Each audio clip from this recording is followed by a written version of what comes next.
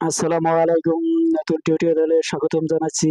এটি একটি government job সংশ্লিষ্ট সংস্কৃতি বিষয়ক মন্ত্রণালয় আর্কাইভ অধিদপ্তর।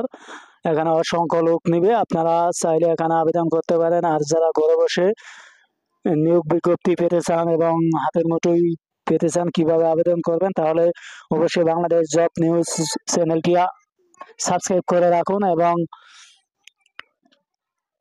যারা এখনো সাবস্ক্রাইব করছেন তাদের আন্তরিক ধন্যবাদ এবং ভালোবাসা। আর যারা এখনো সাবস্ক্রাইব করে নাই, আশা করি সাবস্ক্রাইব করে নেবেন, কারণ এখানে নতুন নতুন ভিডিও দেওয়া হয় এবং 100% অ্যাকুরেট সার্কুলার এনজিও, বেসরকারি, সরকারি এবং কোম্পানি সব প্রকল্প, সব ধরনের সার্কুলার আপলোড দেওয়া হয়। আসুন আপনাদের আমি সরাসরি নিয়ে যাচ্ছি মেন সার্কুলারে। আর যারা ফেসবুক থেকে দেখবেন, অবশ্যই ফেসবুকে চ্যানেলটি অবশ্যই আইডিটি ফলো দিয়ে রাখবেন এবং শেয়ার করে দিবেন। এখানে দেখতে পাচ্ছেন গণপ্রজাতন্ত্রী বাংলাদেশ সরকার সংস্কৃত বিষয়ক মন্ত্রণালয় আর্কাইভস ও গ্রন্থাগার অধিদপ্তর 32 বিচারপতি এস.এম. নুরশেদ, সহনীয়, আগারগাঁও, শেরেবাংলা, নগর, ঢাকা 1207। www.nanals.gov.bd প্রকাশ করা হয়েছে 21/11/2024 তারিখে। স্মারক নম্বর দেওয়া আছে।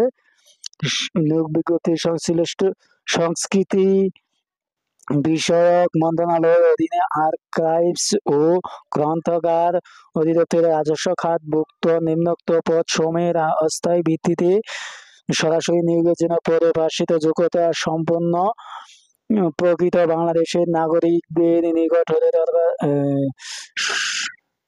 নিকট হতে শুধু অনলাইনে আবেদন। এখানে টেলিটকে আবেদন করতে হবে। এখানে পদের নাম, বেতন স্কেল দেওয়া আছে এবং বয়স 32, সবগুলোই 32। পদের সংখ্যা দেওয়া আছে, শিক্ষাগত যোগ্যতা আপনাদের আমি সব দেখিয়ে দিচ্ছি। 1 নম্বরে সিনিয়র টেকনিক্যাল অ্যাসিস্ট্যান্ট আর্কাইভস, এখানে দেখতে পাচ্ছেন গ্রেড 11, পদ সংখ্যা 1টি।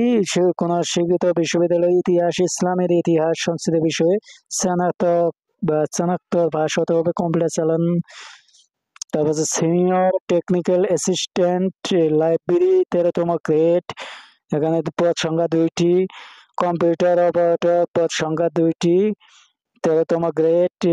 কোন স্বীকৃত বিশ্ববিদ্যালয় হতে বিজ্ঞান বিভাগের স্নাতক সমমান degree. Junior technical assistant archives 14তম গ্রেড, পদ সংখ্যা 1টি। কোন স্বীকৃত বিশ্ববিদ্যালয় ইসলাম এবং ইসলামের ইতিহাস থাকলে আপনি আবেদন করতে পারবেন। তারপরে স্টক রুম সহকারী, পদ সংখ্যা 1টি, 16তম গ্রেড, ইন্টারমিডিয়েট পাস। এবং ডাটা এন্ট্রি অপারেটর, এখানে 16তম গ্রেড, পদ সংখ্যা 1টি, ইন্টারমিডিয়েট পাস। ফিউমিগেশন সহকারী, পদ সংখ্যা 1টি। আপনি এখানে ইন্টার পাস হলে আবেদন করতে পারবেন। বুক শটার, এখানে পদ সংখ্যা 1টি, ইন্টার পাস হলে আবেদন করতে পারবেন। এবং কিছু কিছু যোগ্যতা আছে, যেমন কম্পিউটার অভিজ্ঞতা সবগুলোতেই লাগবে। এবং বুক শটার, এখানে পদ সংখ্যা 1টি, এসএসসি পাস। রেকর্ড শটার, পদ সংখ্যা 1টি, এসএসসি পাস। অফিসসহায়ক, পদ সংখ্যা 4টি, এসএসসি পাস। এবং তারপরে আপনাদের আমি আরেকটি কিছু দেখিয়ে দিচ্ছি। নিরাপত্তা সহকারী, পদ সংখ্যা 1টি, এসএসসি পাস। এবং পরিচ্ছন্নতা কর্মী 1টি, এসএসসি পাস। 20তম গ্রেড, নিম্নবর্ণিত পদ শর্তাবলী আবেদনপত্র পরীক্ষায় অংশগ্রহণের ক্ষেত্রে অবশ্যই অনুসরণ করতে হবে। এখানে বিজ্ঞপ্তিটি www.nanl.gov.bd এবং টেলিটক দেওয়া আছে।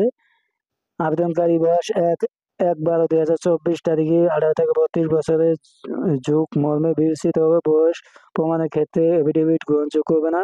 সরকারি, আধা সরকারি থাকলে, আপনি কোনো প্রতিষ্ঠানে চাকরিতে থাকলে অবশ্যই অনুমতি নিয়ে আবেদন করবেন এবং অবশ্যই সেটি মৌখিক পরীক্ষার সময় দেখাতে হবে। এবং অনলাইনে আবেদনের শুরু হলো 25/11/2024 তারিখ সকাল 10টায় এবং শেষ হবে 15 12/2024 এই যেখানে দেখতে পাচ্ছেন, আপনাদের আমি একটু মার্ক করে দেখিয়ে দিচ্ছি। এই যেখানে দেখতে পাচ্ছেন সব দেওয়া আছে, এবং আবেদনপত্র সাবমিট করার পর 72 ঘন্টার মধ্যে আপনার টাকা পরিশোধ করতে হবে, না হলে আপনার টাকা আবেদনপত্র গ্রহণ করা হবে না।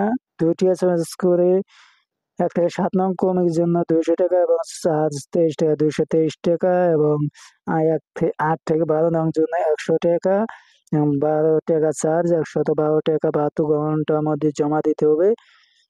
তারপরে আপনার এই যে এখানে দেখতে পাচ্ছেন, আপনি যে নাম্বারটি দিয়ে না আবেদন করবেন সেই নাম্বারটি অবশ্যই সবসময় সচল রাখবেন, কারণ আপনাকে তারা পরবর্তীতে নোটিশ জানিয়ে দিবে কবে তার পরীক্ষা হবে এবং কোথায় হবে।